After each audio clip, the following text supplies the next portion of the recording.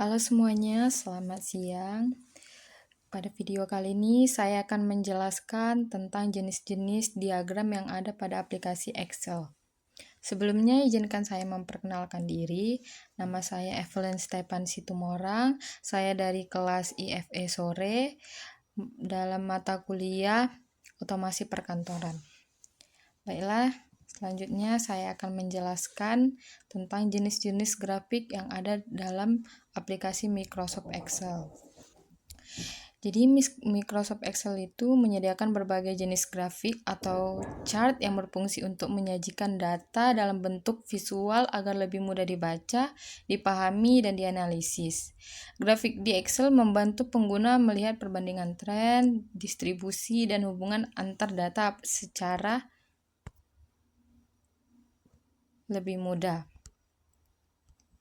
Pengertian bar chart atau yang lebih dikenal dengan diagram batang. Di sini ada gambarnya ya teman-teman.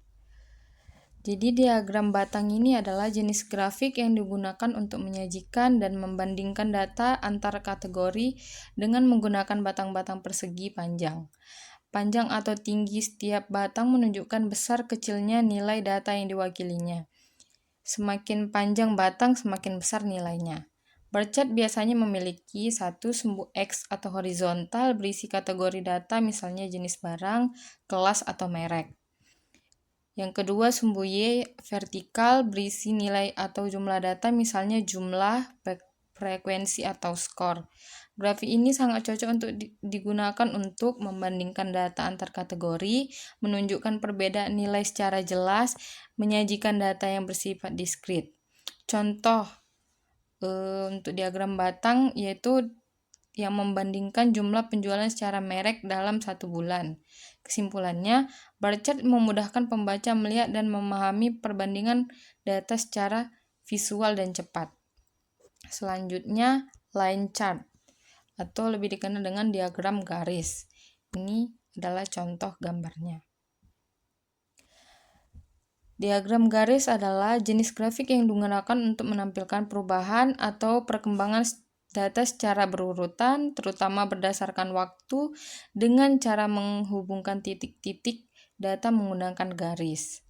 Pada line chart, sumbu X atau horizontal biasanya menunjukkan urutan waktu, yaitu hari, bulan, tahun, atau urutan data. Sumbu Y atau vertikal menunjukkan nilai data yang diamati. Line chart sangat efektif untuk menunjukkan tren, naik turun, atau stabil.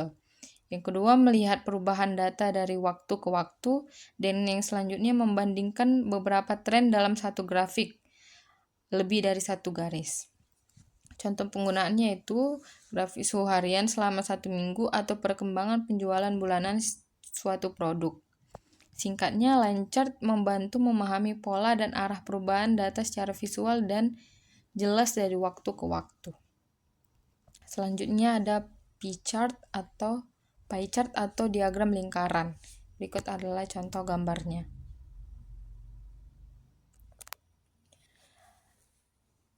Pie chart atau diagram lingkaran adalah jenis grafik yang digunakan untuk menunjukkan perbandingan proporsi atau persentase bagian-bagian data terhadap keseluruhan. Grafik ini berbentuk lingkaran yang dibagi menjadi beberapa irisan atau slice, di mana setiap irisan mewakili satu kategori data. Pada pie chart, keseluruhan lingkaran bernilai 100%, ukuran setiap irisan menunjukkan besar kecilnya proporsi suatu kategori. Pie chart cocok digunakan untuk yang pertama menampilkan persentase atau bagian dari total, selanjutnya menunjukkan komposisi data, membandingkan kontribusi tiap kategori terhadap keseluruhan. Contoh penggunaannya adalah diagram lingkaran yang menunjukkan persentase pengeluaran bulanan seperti makanan, transportasi, dan listrik. Kesimpulannya, pie chart memudahkan pembaca memahami pembagian data dalam satu kesatuan secara visual dan cepat.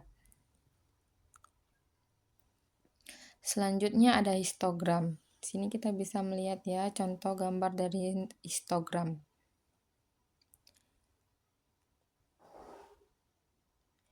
Jadi histogram ini adalah jenis grafik batang yang digunakan untuk menampilkan distribusi data numerik berdasarkan rentang nilai tertentu, interval atau bin.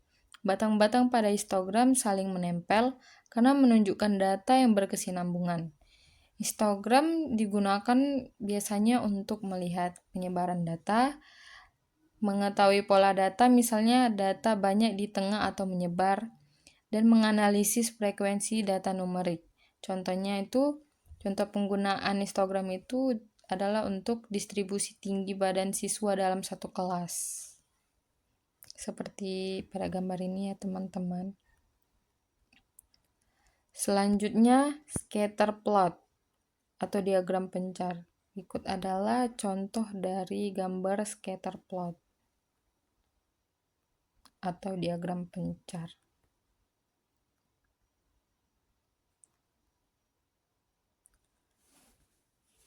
Scatter plot atau diagram pencar adalah jenis grafik yang digunakan untuk menampilkan hubungan antara dua variabel numerik dengan menggunakan titik-titik pada bidang koordinat. Setiap titik memiliki satu pasangan nilai dari dua variabel yang diamati.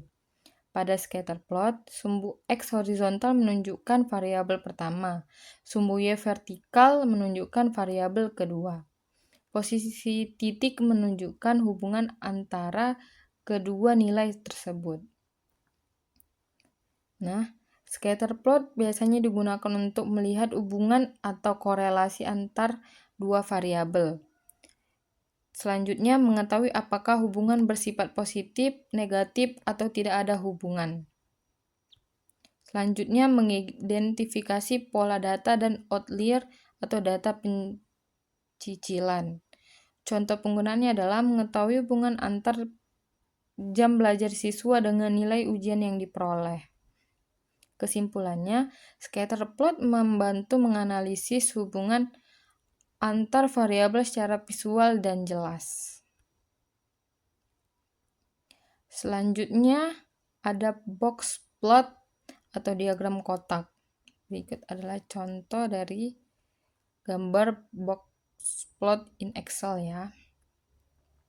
Box plot atau diagram kotak adalah jenis grafik statistik yang digunakan untuk menyajikan distribusi data numerik dengan merangkum data ke dalam 5 ukuran statistik utama, yaitu nilai minimum kuartil pertama Q1, median Q2, kuartil ketiga Q3, dan nilai maksimum.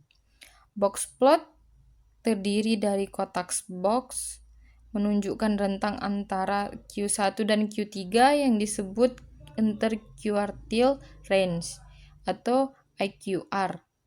Kotak ini menggambarkan sebaran data utama.